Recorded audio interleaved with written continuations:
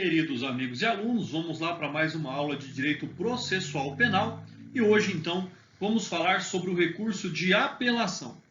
O conceito que se dá ao recurso de apelação é que trata-se de um recurso contra decisões definitivas que julgam extinto o processo, apreciando ou não o mérito, devolvendo ao Tribunal Superior amplo conhecimento sobre a matéria. Porém, o Código de Processo Penal prefere conceituar o recurso de apelação como sendo o recurso contra as sentenças definitivas de condenação ou absolvição e contra decisões definitivas ou com força de definitivas, não abrangidas pelo recurso em sentido estrito.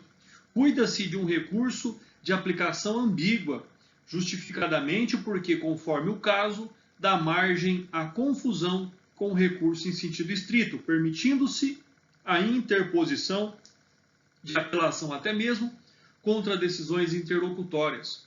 O ideal seria reservar o termo agravo para as decisões interlocutórias, não terminativas, e a apelação para as decisões terminativas, ou com ou sem julgamento de mérito, como aquilo que acontece no Código de Processo Civil.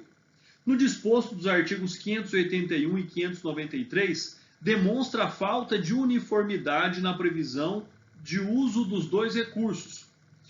Tanto o recurso em sentido estrito é usado para contrariar decisões extintivas de processo, no caso da extintiva de punibilidade, como a apelação acaba sendo utilizada para impugnar decisões interlocutórias, como no caso homologatórias de laudos de insanidade mental ou que autorizam o levantamento do sequestro. Então nós temos aí essa primeira consideração quanto ao recurso de apelação.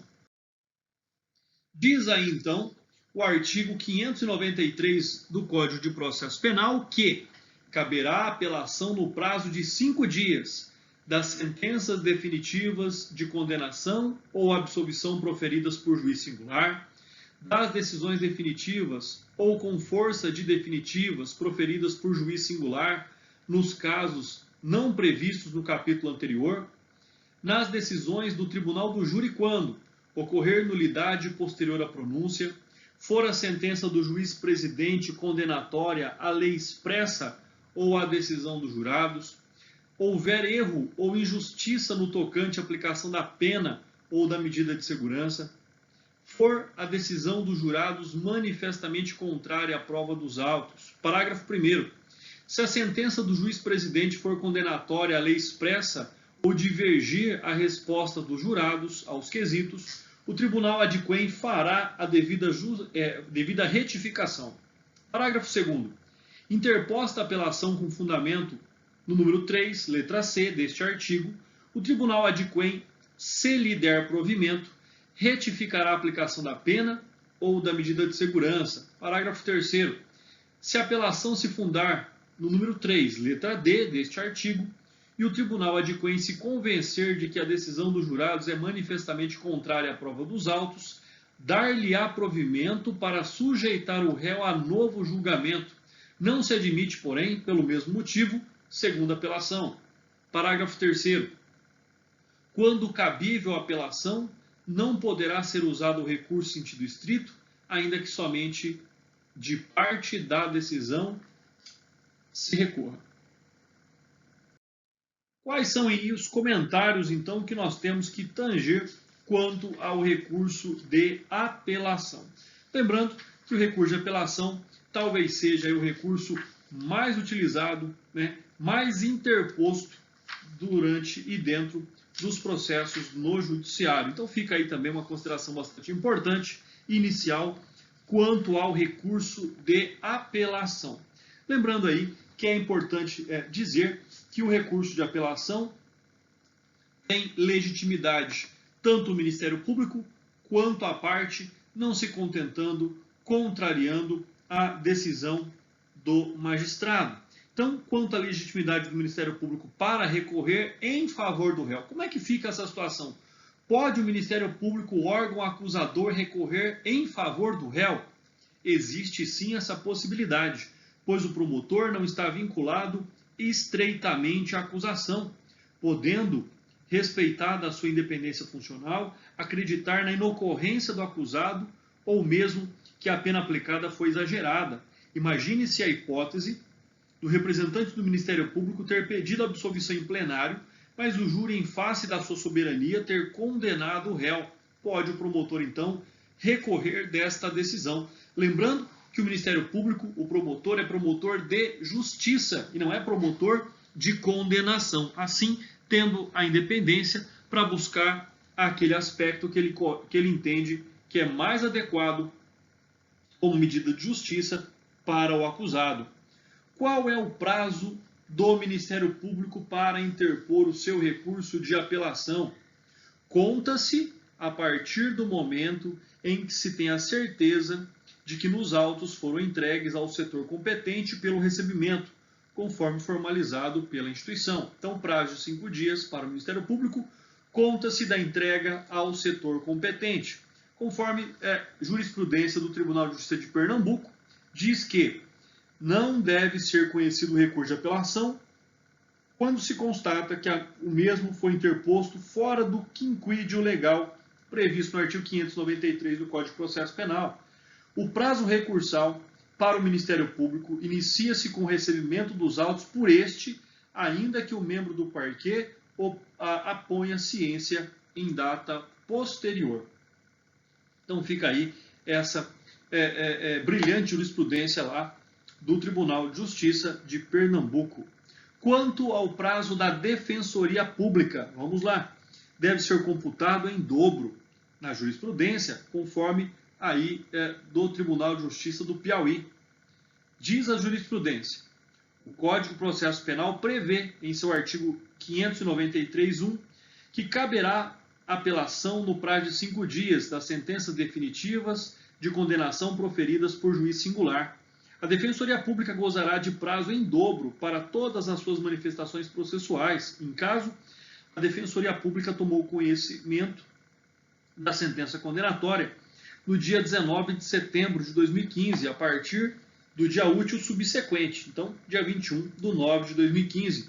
Começou a fluir o prazo recursal, sendo-lhe facultada a interposição do apelo no prazo de 10 dias, em razão da garantia no prazo em dobro, seja, então, até o dia 30/9 de 2015, segunda-feira, sendo certo que apresentou apelo defensivo somente no dia 29 de março de 2017, fora do prazo recursal previsto no artigo 593 do Código de Processo Penal, afigurando-se, portanto, intempestivo o inconformismo, recurso, então, não conhecido. Fica aí algumas questões bastante importantes que têm que ser analisadas, que o discente aí tem que ficar atento quando observar quanto à interposição do recurso de apelação, seja pelo Ministério Público, seja pela Defensoria Pública. Nós temos ainda aqui uma questão bastante interessante a ser tratada, que é a ilegitimidade do Ministério Público para recorrer da sentença absolutória em ação privada. Percebam, se a ação é uma ação penal privada, somente cabe ao querelante interpor recurso contra a decisão ao seu pedido. Então, é consequência lógica a titularidade da ação penal ter sido conferida ao particular e não ao Estado. Este detém o direito de punir, mas não a iniciativa da ação. Por isso, atua no processo apenas como custos legis. Havendo absolvição, o representante do Ministério Público, caso pudesse substituir o querelante, que não apelou, oferecendo recurso visando a condenação, estaria assumindo o polo ativo da demanda, o que seria injustificável. Naturalmente, pode-se apresentar recurso de apelação contra a decisão condenatória, que não aplicou corretamente a pena ou que, injustamente, sem provas suficientes, condenou o querelado. Então, olha aí também a não possibilidade da apresentação de recurso, né, no caso aí exposto quanto às ações penais privadas. Nós temos ainda aqui a possibilidade da legitimidade do Ministério Público para recorrer em ação privada subsidiária da pública. E aí, logicamente, que nós estamos falando de um outro contexto, já que eu estou falando de uma ação a privada subsidiária da pública, ou seja, aquela em que inicialmente a ação era de competência do Ministério Público, por razões alheias, aí o Ministério Público não interpôs, por exemplo, não apresentou a sua denúncia no prazo legal, sendo apresentado então a queixa-crime subsidiária denúncia, sendo uma ação penal privada subsidiária da pública. E nesta hipótese, então, diverso do exposto caso acima, pois a titularidade da ação é do Estado, e aí o Estado representado pelo Ministério Público, e somente foi transferida ao ofendido diante da inércia inicial do órgão acusatório. Assim, se o particular não desejar recorrer da decisão absolutória, nada impede que o promotor o faça, retomando o polo ativo, que hoje originalmente já era seu. Recurso provido, desclassificando a infração penal e suspensão condicional do processo. Como é que acontece, então, a possibilidade de recorrer nessas hipóteses? Então, nós temos aí o não cabimento. Ainda assim, o não cabimento, ainda assim, da suspensão condicional do processo. Este é um benefício para o réu, ainda que não julgado em primeiro grau. Quando o juiz profere a decisão condenatória e sobe recurso à instância superior, não mais cabe a utilização do sursis processual, ainda que o tribunal desclassifique a infração penal, possibilitando, em tese, a concessão da suspensão condicional do processo. E aí nós temos a sabedoria da súmula 337 do STJ, que permite ao juízo de primeiro grau, de acordo com o disposto nos artigos 383, parágrafo 1º, havendo a desclassificação, aplica-se a suspensão condicional do processo e, em segundo grau, é inviável a suspensão condicional do processo, pois já foi julgado o processo, há sentença condenatória e o tribunal simplesmente desclassificou a infração para outro tipo penal. E então, certamente, pode-se aplicar a suspensão condicional da pena, o regime aberto, penas alternativas, multa, mas não retomar ao início, anulando tudo o que foi feito até aquele momento. Quanto à análise, então, do recurso de apelação, nós temos que lembrar que o principal objetivo do processo criminal é atingir um julgamento a respeito da pretensão punitiva do Estado, ou seja, é a busca, então, da existência ou não, né, de indícios, de provas ali para que alguém possa ser punido ou absolvido pela prática de um fato. Então, pode-se falar, né, que é verdade no sentido lato que a decisão de extinção da punibilidade do réu também decide o mérito, pois nega a pretensão punitiva do Estado, embora nesse caso não se refira diretamente à correção ou incorreção da imputação. Em sentido estrito, portanto, somente as sentenças que condenam ou absolvem o réu são decisões de mérito. Então, importante aí as decisões definitivas de mérito e as decisões que põem termo ao processo, porém não decidem o mérito. Então, fica aí também essa questão bastante importante sobre a análise da interposição do recurso de apelação. Um outro critério que eu gostaria de comentar com os doutores e as doutoras é a possibilidade do réu para alterar o fundamento da absolvição. Ou seja, isso é bastante interessante, né? A partir do momento em que ele pode ser absolvido por falta de provas, ele pode ser absolvido por não ter concorrido para a prática, ele pode ser absolvido por N elementos. Então, por mais que tenha sido absolvido, a mudança desses elementos, ou seja, a mudança do motivo da absolvição, pode aí também ser objeto de recurso de apelação. Outra questão também fundamental é o caso do recurso de apelação interposto pelo réu como questão preliminar relativa à prescrição.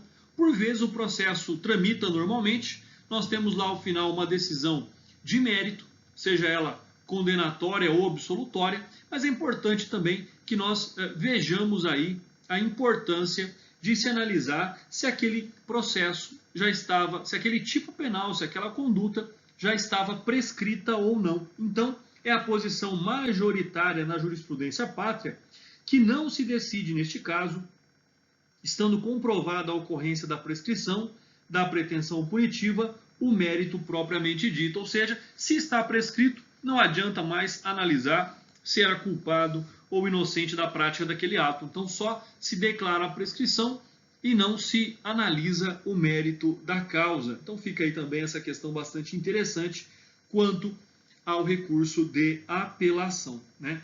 Uma questão bastante interessante também quanto às decisões do tribunal do júri, né? Nós sabemos aí que, embora se possa argumentar que as decisões do tribunal do júri popular poderiam ser inseridas, como no inciso 1 do artigo que nós estamos aqui comentando, preferiu a norma processual penal excepcionar o caso do júri, justamente para fazer com que a apelação, nesta hipótese, ficasse vinculada a uma motivação. Então, não se ataca, pois, decisão do tribunal do júri por qualquer razão ou inconformismo, mas somente nos casos enumerados nas alíneas deste inciso. Então, nós temos que, aí, que prestar bastante atenção. Garante-se o duplo grau de jurisdição, ao mesmo tempo em que se busca preservar a soberania dos vereditos. Então, nós temos que, no caso das decisões do tribunal do júri, nós temos lá, quando ocorrer a nulidade posterior à pronúncia, se a sentença do juiz presidente for contrária à lei expressa ou decisão dos jurados, se houver erro ou injustiça no tocante à aplicação da pena ou da medida de segurança, for a decisão dos jurados manifestamente contrária à prova dos autos. Então fica aí também uma questão bastante importante, bastante interessante quanto aqui ao recurso de apelação, né? Então fica aí questões aí que nós temos que analisar com base naquilo que nós temos que buscar para a reparação de uma sentença errônea, de uma sentença, né, excessiva ou simplesmente que gera ali, ao caso concreto, a impunidade. Uma situação também aqui que nós temos que buscar de forma bastante presente é o fato de nós podermos aqui apresentar o recurso de apelação quanto à decisão do tribunal do júri, e se essa apelação for provida, não há outro caminho senão novo julgamento pelo júri, né, garantindo aí a soberania dos veredictos e a impossibilidade da reformatio impejus. Então esse é um fato também bastante importante que nós temos que analisar quando houver o recurso da decisão do tribunal do júri. Cabe o recurso de apelação, né? Se for com relação à dosimetria da pena, não há nenhum problema quanto à devida adequação da dosimetria da pena, porém, se for naquela hipótese de julgamento contrário às provas dos autos, nesta hipótese, o que o tribunal decidirá é que seja, então, o recorrente submetido a um novo julgamento perante outro conselho de sentença lá no tribunal do júri. Então fica aí uma questão também bastante importante quanto à interposição do recurso de apelação. Nós temos aqui que compreender também a questão do princípio da unirrecorribilidade das decisões. Então, como regra, para cada decisão existe um único recurso cabível, não sendo viável combater um julgado por variados mecanismos, além de poder gerar decisões contraditórias. Haveria insegurança jurídica e ausência de economia processual. Excepciona-se essa regra o fato da decisão comportar mais de um fundamento motivador de mais de um recurso. E é possível, então, que a parte interponha recurso extraordinário e especial, concomitantemente contra acórdão, desde que a decisão contrarie, por um lado, a Constituição e, por outro, lei federal, interpretação diversa de que lhe tenha dado outro tribunal. Então fica aí uma questão bastante importante também. E, por fim, em comentários ao artigo 593, nós temos a questão do inconformismo parcial com relação à sentença condenatória. Então, seja, a sentença ela pode ser combatida no todo ou simplesmente em parte. Então, em função da unirrecorribilidade das decisões, havendo previsão expressa para interposição do recurso de apelação, não pode a parte optar pelo recurso em sentido estrito, a pretexto de também estar prevista a matéria no contexto do artigo 581. É o que, por exemplo, nós temos aí um fato bastante interessante, que trata deste conceito, né? Então, ou seja, esse princípio da unirrecorribilidade é a regra geral que nós temos. Para cada decisão existe um único recurso, né? Então é possível que a parte interponha recurso extraordinário, especial, concomitante. Então fica aí essa questão bastante importante. Quanto ao inconformismo parcial, mais uma vez, vamos aí nos ater a este tema em função da unirrecorribilidade das decisões, havendo previsão expressa para a interposição do recurso de apelação, não pode a parte optar por outro recurso. Ele tem que apresentar o recurso de apelação, seja questionando total ou parcialmente a sentença de mérito, tá? Não há nenhum problema que ele questione, que ele busque a reparação simplesmente de parte da sentença e não na sua totalidade. Então fica aí esses comentários ao artigo 593 do Código de Processo Penal.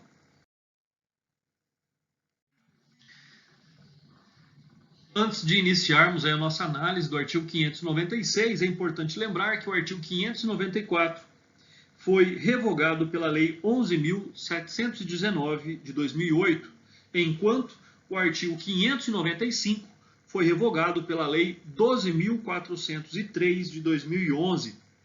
A redação do artigo 596 diz o seguinte: a apelação da sentença absolutória não impedirá que o réu seja posto imediatamente em liberdade. Parágrafo único. A apelação não suspenderá a execução da medida de segurança aplicada provisoriamente. Então, a interpretação que nós temos que fazer quanto ao artigo 596 é que, nesse aspecto, caso o acusado, o condenado, esteja respondendo o processo preso, a sentença absolutória impedirá, ou melhor dizendo, ela facultará, ela dará o direito ali a que ele peça a sua liberdade imediatamente, para que ele possa recorrer em liberdade, né? Lembrando que a regra geral é quem recorre solto, perdão, quem responde o processo solto, recorre solto, quem responde o processo preso, responde preso. Porém, se ele estava preso durante a instrução processual e foi absolvido, nada mais certo, nada mais justo que ele seja posto em liberdade, né? A ressalva que se faz é com relação ao parágrafo único, no caso da medida de segurança, já que a medida de segurança ela é aplicável para conter, para inibir a periculosidade do agente para consigo mesmo ou para a sociedade. Então, nesse aspecto, por essa ressalva, né, aqui nós temos que o artigo 596, nesta hipótese especial, possa, aí, mesmo que absolvido, continuar submetido à medida de segurança provisória.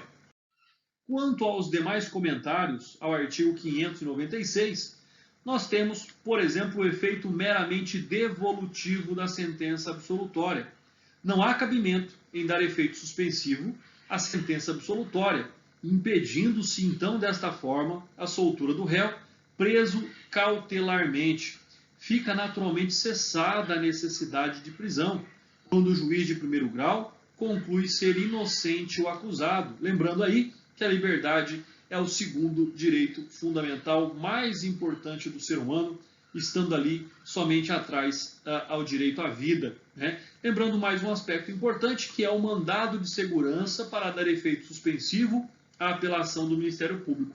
Então é importante, caso o juiz não receba o recurso de apelação sob o efeito suspensivo, caberia ao Ministério Público o mandado de segurança para que possa garantir o efeito suspensivo. Então, nesse caso, né, é inadmissível, pois a letra expressa da lei no sentido de que, havendo sentença absolutória, deve o réu ser posto imediatamente em liberdade.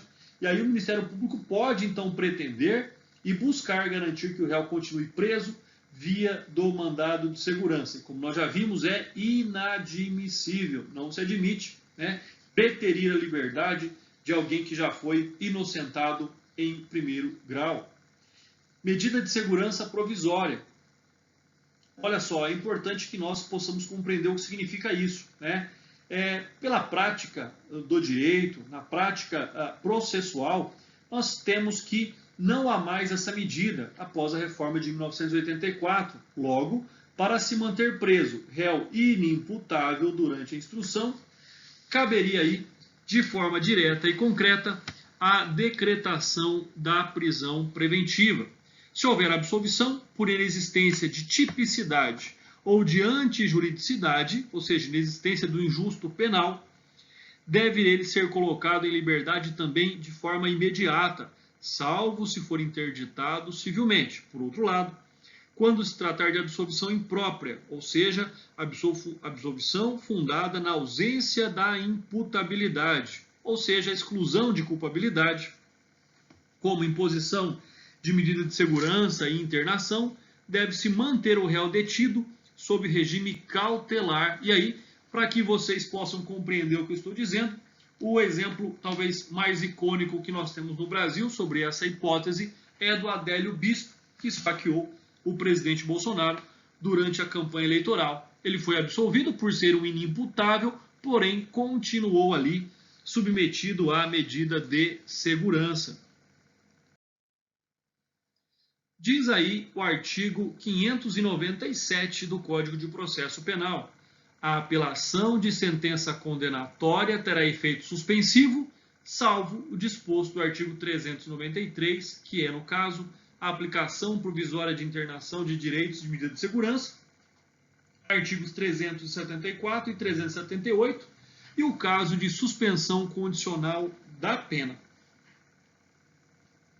Então, essas situações são aí aplicadas, contidas e remediadas nos termos do artigo 597 do Código de Processo Penal. Quanto aos comentários que nós temos que fazer deste tema, nós temos quanto ao efeito suspensivo e devolutivo da sentença condenatória. Ao contrário da absolutória, ao contrário da decisão absolutória, cujo efeito é meramente devolutivo, a sentença condenatória deve ter efeito suspensivo, não sendo executada até que haja trânsito em julgado, a fim de não ofender o princípio da presunção de inocência. Então, o que é que nós temos?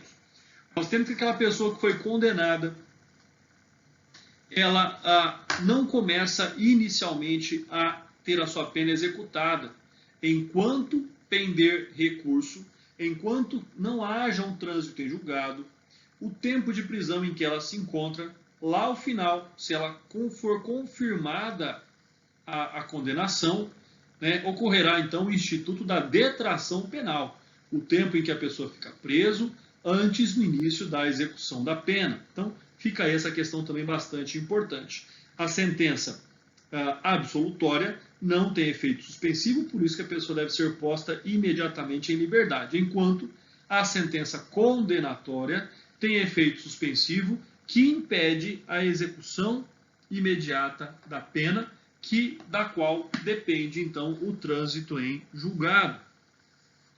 Quanto à exceção prevista lá no artigo 393, elas não mais existem, pois o referido artigo foi revogado, então, pela Lei 12.403 de 2011. Então, artigo 393, conforme ali citado no caput, esqueçam essas hipóteses, que elas não existem mais.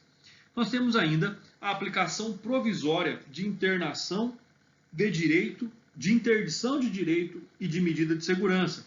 Também não há mais esta aplicação dessas medidas provisórias, após também a reforma de 1984. Suspensão condicional da pena.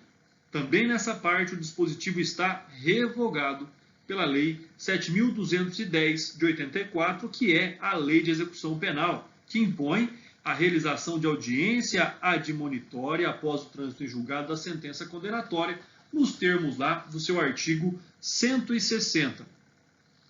Para finalizarmos os comentários ao artigo 597, nós temos que o efeito suspensivo da sentença condenatória e execução provisória da pena. Percebam aqui aquilo que nós estamos dizendo, Embora a sentença condenatória tenha efeito suspensivo, justamente para não ferir o princípio da presunção de inocência, executando-se a pena prematuramente, antes da condenação tornar-se definitiva.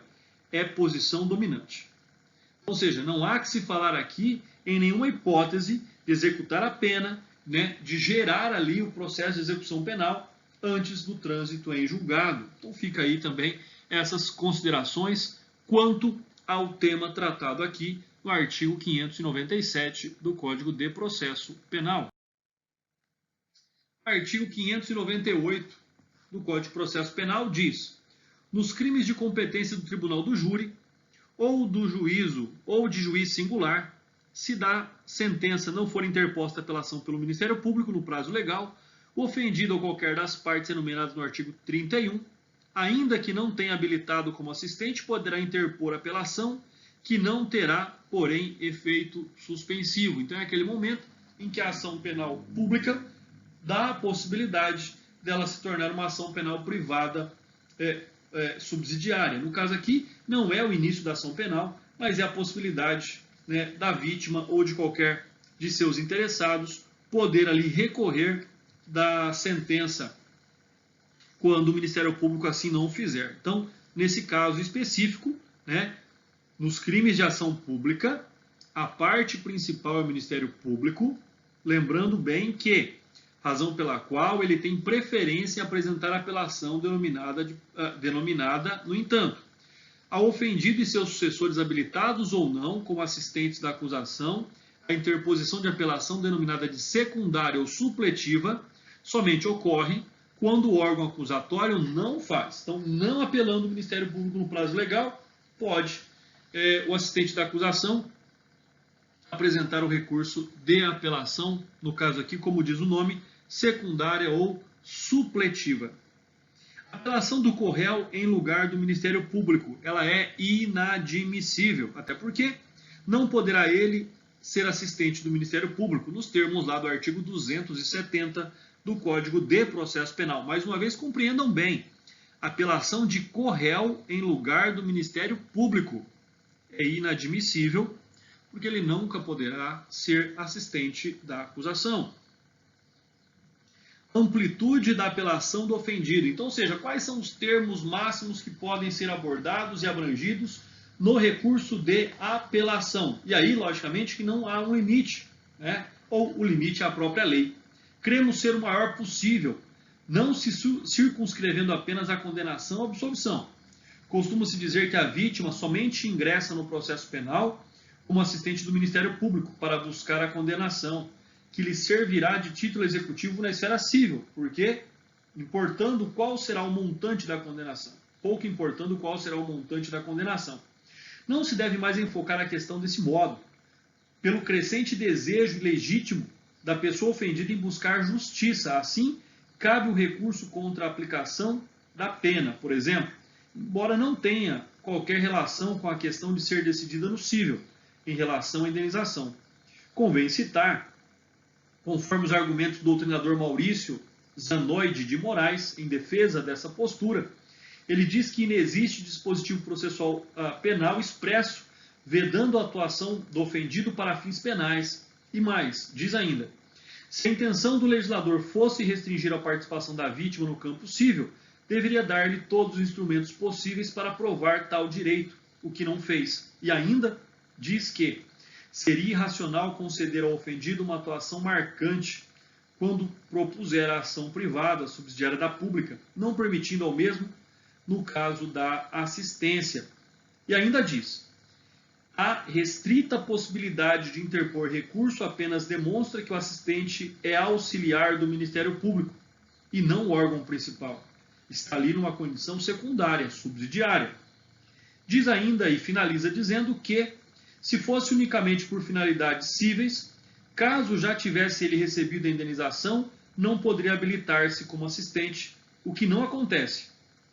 Então, fica aí esse raciocínio também quanto à amplitude da apelação do ofendido, a amplitude da apelação da vítima, daquele que teve o seu direito lesionado.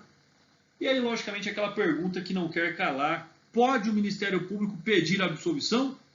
Pode, não há nenhum impedimento nisto, desde que o Ministério Público veja ali que a condenação foi injusta, né? Não convencido da tipicidade da conduta, da participação do acusado, ou simplesmente da dosimetria da pena. pode, então, o Ministério Público pedir absolvição quando compreender que não cabe ali condenação àquele indivíduo. E para isso, eu cito a jurisprudência do Tribunal de Justiça do Rio Grande do Sul. E diz: recurso não conhecido. Carece o assistente da acusação legitimidade recursal. Isto porque, se não constata tenha sido o Ministério Público inerte ou agido com desídia, o representante do titular da acusação manifestou-se pela absolvição do réu na origem, ocasião em que foi diligente e não inerte por ter deixado de agir. A orientação disposta no artigo 598 do Código de Processo Penal deve observar os limites de atuação do assistente da acusação e sua função supletiva e não protagonista da acusação. Parecer do Ministério Público pelo não conhecimento, recurso não provido. Então fica aí essa questão. O assistente da acusação recorreu pedindo a absolvição do réu. Então fica aí, logicamente, que ele não tem essa condição, essa capacidade de suprir o desejo do Ministério Público, a compreensão do Ministério Público pela condenação. Prazo legal do recurso de apelação pelo ofendido, mais uma vez aí pela vítima.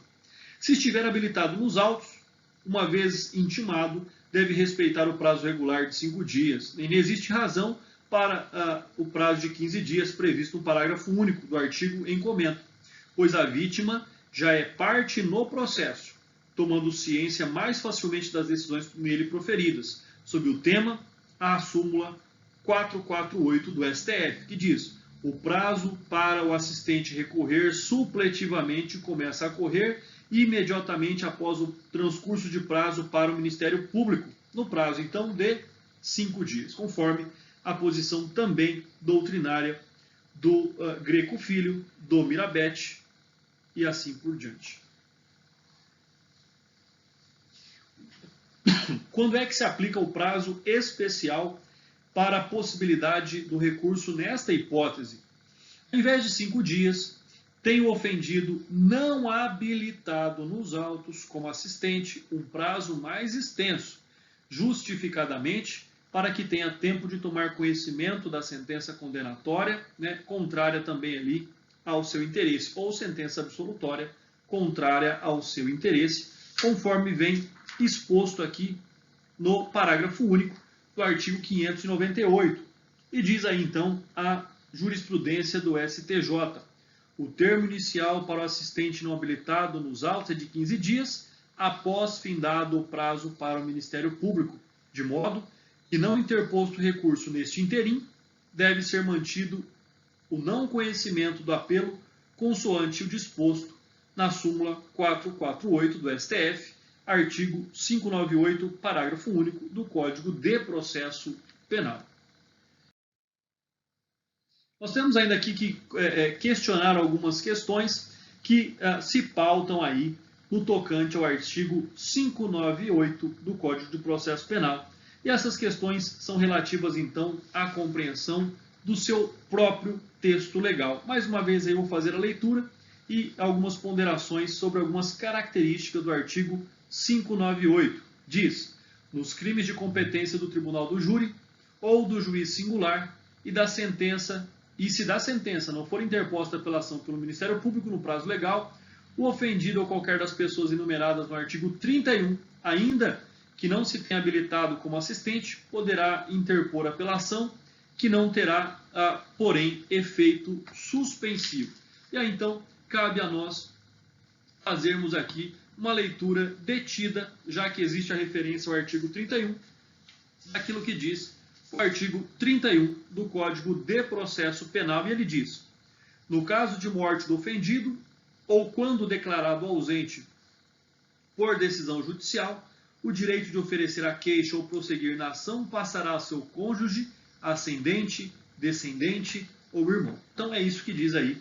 São essas pessoas que podem também interpor o recurso de apelação, mas aqui no caso da análise do artigo 598, parágrafo único, no prazo de 15 dias, se já não estiverem habilitados no processo como assistentes da acusação. Nós temos agora a redação do artigo 599 do Código de Processo Penal. E diz o artigo 599 do Código de Processo Penal: as apelações poderão ser interpostas quer em relação a todo o julgado, quer em relação à parte dele. Então, fica aí uma questão também já debatida, mas de importante análise, que é a seguinte.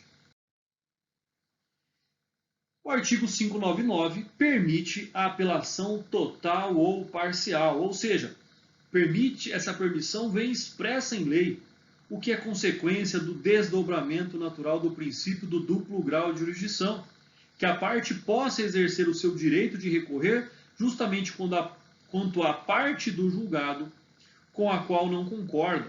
O inconformismo pode ser total, discordando o réu, por exemplo, da condenação, da pena aplicada, do regime escolhido, como pode ser parcial, questionando somente a pena aplicada ou o regime eleito para o cumprimento da pena.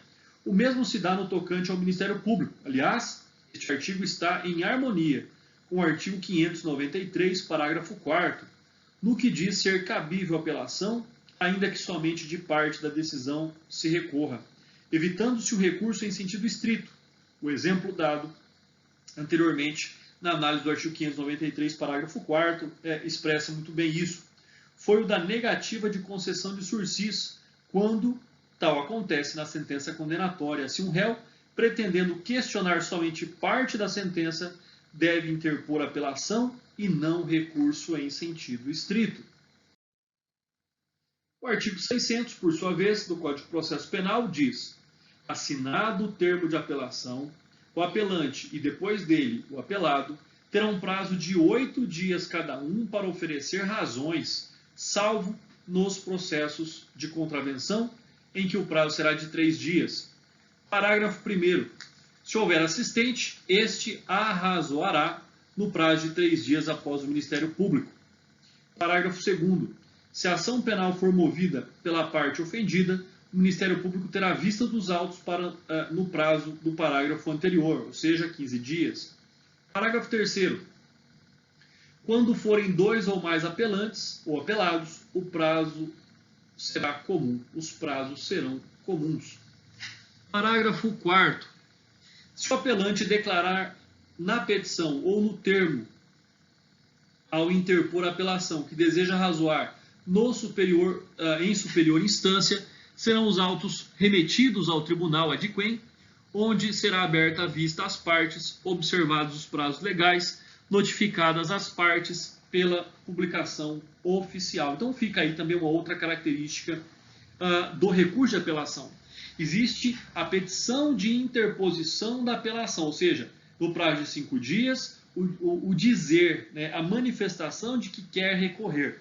Feito isto, a parte, então, tem o prazo de mais 8 dias para a apresentação das suas razões, ou seja, dos motivos de discordância, de incontentamento com a decisão. Então fica aí uma questão bastante importante também. Aqui eu destaco a análise que se faz do parágrafo 4º, que diz que as razões poderão ser apresentadas em superior instância e lá, então, arrazoadas. Então fica uma questão bastante interessante também, em que poderá aqui o recurso de apelação ser interposto e as razões apresentadas somente ao tribunal. Então, são questões bastante interessantes quanto ao artigo 600 do Código de Processo Penal.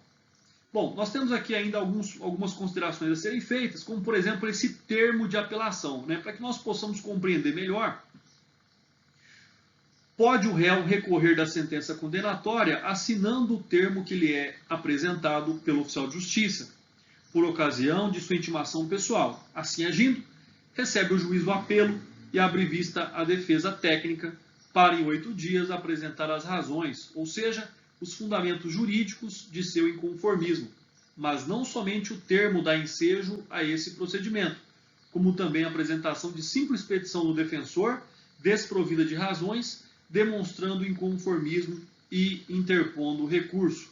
Abre-se em seguida vista ao apelante para o oferecimento dos seus fundamentos. Então é importante aí que nós tenhamos essa compreensão de que o recurso de apelação pode ser interposto em 2 momentos: a petição de interposição e posteriormente a apresentação das razões recursais. Então esse é um fato bastante interessante quanto ao recurso de apelação. E aí eu cito aqui a jurisprudência também do Tribunal de Justiça do Piauí, que diz: na apelação em matéria criminal, o Código de Processo Penal estabeleceu em seu recurso, em seu artigo 593 caput, o prazo de 5 dias para interposição, não sendo necessária a apresentação das razões na mesma oportunidade, vez que há prazo específico de 8 dias, previsto no artigo 600, caput, para tal finalidade. Ocorre que, no presente caso, a própria interposição do recurso se deu a destempo, quando já ultrapassado o prazo de 5 dias. No processo penal, o prazo recursal se inicia com a intimação da decisão que se pretende impugnar, tratando-se de réu solto, como no caso em exame. Então fica aí uma questão também bastante importante, né? No qual essa decisão ela é rechaçada, aí, ela é embasada na jurisprudência do STJ também. Quanto ao arrazoado do assistente da acusação, deverá ser apresentado no prazo de 3 dias após tê-lo feito o representante do Ministério Público. No caso da ação penal privada, em qualquer hipótese, a ação movida pelo ofendido deve o Ministério manifestar-se no prazo de 3 dias, ali a título de acustos leges, se achar como conveniente e necessário. Uma outra questão também, eu disse aí que eu daria uma ênfase melhor a ela, é o fato da apresentação das razões na superior instância. Então, trata-se de uma faculdade concedida somente à defesa. Então, mais uma vez aí, trata-se de uma faculdade concedida somente à defesa, pois o promotor responsável pelo processo deve sempre apresentar as razões em primeiro grau, enquanto a defesa tem a faculdade de apresentar as suas razões em segundo grau.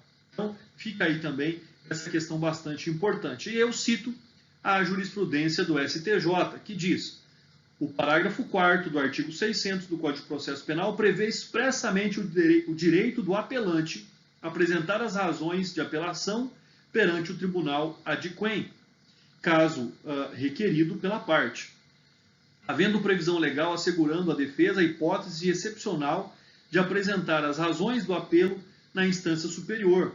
A sua inobservância implica cerceamento de defesa e, ao contrário, não colidindo a priori com a duração razoável do processo, o que deverá ser equacionado no caso concreto. Right não conhecido, ordem concedida de ofício. Cito aí esse fato para que as defesas, aqueles que atuam como defensores, tenham aí o conhecimento da possibilidade da apresentação das razões recursais somente no tribunal. Diz então o artigo 601 do Código de Processo Penal: findos os prazos para as razões, os autos serão remetidos à instância superior, com razões ou sem elas, no prazo de 5 dias, salvo no caso do artigo 603, segunda parte, em que o prazo será de 30 dias. Parágrafo 1º. Se houver mais de um réu e não houverem todos sido julgados, ou não tiverem todos apelado, caberá ao apelante promover extração do translado dos autos, o qual deverá ser remetido à instância superior no prazo de 30 dias, contada a data da entrega das últimas razões de apelação ou do vencimento do prazo para apresentação das do apelado. Parágrafo 2º. As despesas do traslado correrão por conta de quem o solicitar, salvo se o pedido for do réu pobre ou do Ministério Público. Importante aqui nós tecermos algumas considerações quanto ao artigo 601 do Código de Processo Penal e considerações no sentido de ausência de razões. Então, o que é que nós temos a respeito disso? Não acarreta nulidade, embora jamais possa deixar o juiz de intimar e assegurar às partes o direito de apresentar tais razões. A disposição legal é expressa nesse sentido, além do prejuízo algum, em tese, advém ao réu, uma vez que o tribunal retomará o conhecimento pleno da questão, ainda assim, deve o juiz buscar que o recurso seja convenientemente arrazoado pela defesa técnica, constituída especialmente quando é interposto pelo acusado diretamente. Não pode, no entanto, obrigar que o advogado o faça, se ele declinar da oportunidade concedida. Porém, cuidando-se de defensor dativo, deve o juiz nomear outro, caso aquele não oferte as razões. Quanto à jurisprudência do TJ de Santa Catarina, nós temos que, uma vez que haja interposição do recurso de apelação pelo réu, por meio de termo, que demonstre sua insatisfação toda, a questão deve ser conhecida, processada, para que haja o exame amplo de toda a matéria decidida, independentemente do conteúdo das razões de apelação, conforme se depreende do artigo 601 do Código de Processo Penal. Continuando aí pela análise da jurisprudência, o Tribunal de Justiça do Amazonas diz que, em caso necessário, se faz destacar que, apesar de não ter o réu apresentado razões ao recurso interposto, a falta deste, consoante entendimento do artigo 601, não gera nenhuma nulidade que possa ensejar a não reapreciação da matéria. Então fica aí essa questão bastante importante quanto à apresentação das razões e o impedimento ou qualquer tipo de nulidade ao seu reencaminhamento ao tribunal. O traslado dos autos. Quando o réu deseja apelar, havendo outros que ainda não foram julgados ou que não tiveram recorrido, deve haver o desmembramento do feito, providenciando o apelante o traslado das cópias necessárias para a formação do volume, que será remetido ao Tribunal Superior. Se não fizer, importa em deserção, com a ressalva feita no parágrafo 2º deste artigo, isto é, no caso de réu pobre ou do Ministério Público, lembrando que esse traslado ocorre somente em processos físicos. Não há que se falar em traslado, em cópia de processo digital. Então, somente se aplicaria essa hipótese aos processos físicos. Bom, artigo 602 do Código de Processo Penal.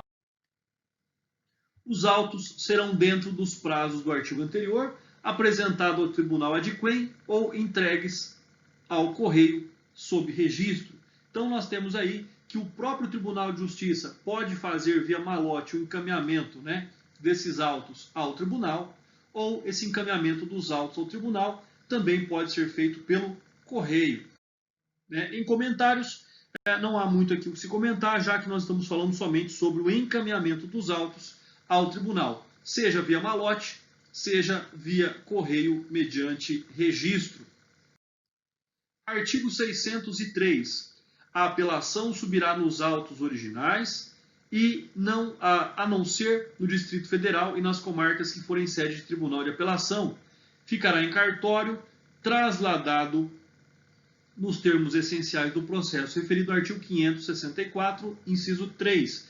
Lembrando que, nesta hipótese, somente em caso de processos físicos. Aos comentários deste último artigo, do capítulo 3, nós temos que dizer simplesmente que não há mais necessidade, pois essa cautela era voltada às distantes comarcas do interior que tinham dificuldades em remeter os autos à sede do tribunal, na capital de cada estado. Hoje, o serviço está devidamente organizado e dificilmente um processo se perde neste trâmite. Na maior parte dos casos, há um serviço especial de transporte organizado pelo próprio judiciário, prescindindo até mesmo do correio. Tanto é verdade que a própria lei faz ressalva ao registro de não ser necessária a extração de traslado no caso de comarcas que forem sede dos tribunais superiores. Por outro lado, atualmente a duplicação dos autos nos processos submetidos a recurso é custosa, não havendo nem espaço no cartório para serem guardados, e por isso nós temos aí aquilo que é mais atual nos processos, os processos digitais, em que não há que se falar em traslado desses processos. Sendo assim, queridos amigos e alunos, finalizamos o capítulo específico ao recurso de apelação. Voltaremos à nossa próxima aula, na sequência dos nossos estudos. Desejo aí para vocês bons estudos, um forte abraço e até mais.